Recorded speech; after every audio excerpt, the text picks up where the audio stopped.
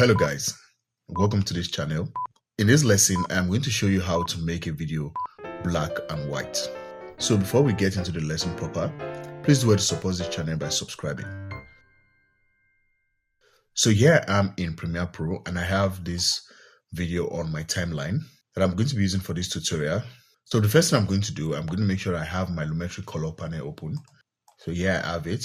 So if you don't have yours open, you can head over to Window.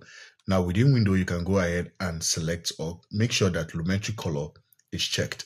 After doing that, you're going to see your Lumetri color panel open somewhere in your screen. Now with the video selected on my timeline, I'm going to head over to Lumetri color. Now within Lumetri color, you're going to head over to basic correction. So down here within basic correction, you're going to bring the saturation down to 0. So immediately I do that, you see that my video or my clip that I have on the timeline is now black and white.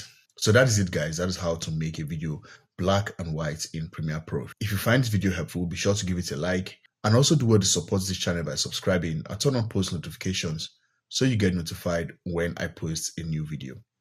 Thank you and I'll see you on the next one. Bye.